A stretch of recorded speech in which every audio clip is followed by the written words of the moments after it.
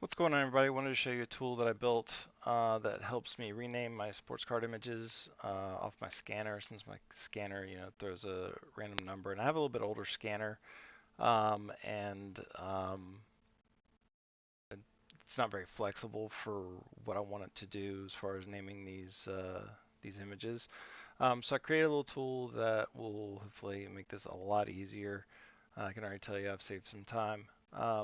But a couple of assumptions here are number one, that you're scanning both front and back images. So this tool looks at two images at a time and renames them with the same um, base, and then adds an A to the front image and a B to the back image at the end. So that way it'll keep them together in your folder. And then the other assumption is that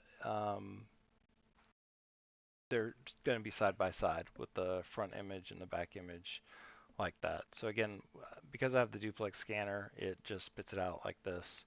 This is exactly how it came off my scanner. So without further ado, let's show the tool and we'll get started. So first thing that comes up here, you pick your folder. We've already got it selected, so we're going to go here. And so the two things you can do here is you can obviously rename it. That's the whole point of this. But you can also change the orientation of your image, and you can go 90 degrees at a time, however you want it. But it gives you a quick option to do that, and it changes it on the fly. Here, if I do that, you can see it automatically saves back there. So yeah, and then the renaming, real quick, is we've got a prefix, the card number, and the suffix. So a prefix I generally use for like parallels or like insert names.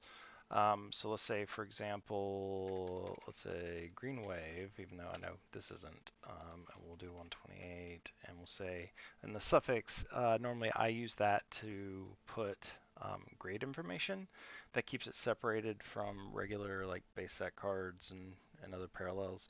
Um, so I'll say PSA 10, and then I could even go as far as to say um,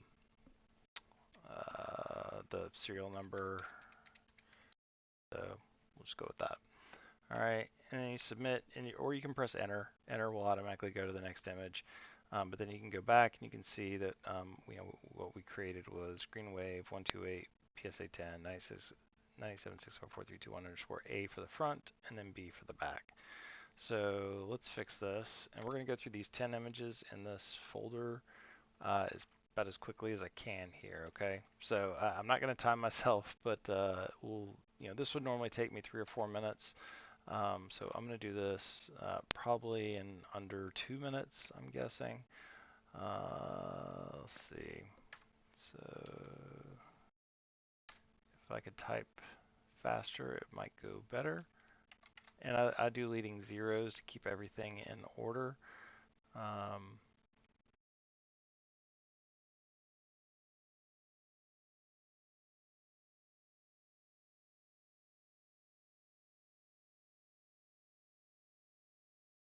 SMLB 14 02 SLMB 11. And then when you're done, so what I do that maybe a minute 20, minute 15 for 10 cards. So I think this is probably saving me anywhere from 50 to 75% of the time um, going through these. And when you have a bunch of base cards, um, it can go a lot faster where you don't have to key in letters, you know, for what you do. And again, it all sort of depends on how you organize your sports cards. So right now, this is a 2024 Topps folder, which means anything with 2024 Topps is going in there. So that's why you had the Stars of MLB cards and having to type in the letters for those. But again, it comes down to just how you choose to organize it. But all cards in the folder have been addressed. Would you like to select another folder? I say yes, and you can navigate to another folder. If you say no, it'll close the application. Um, but that's it.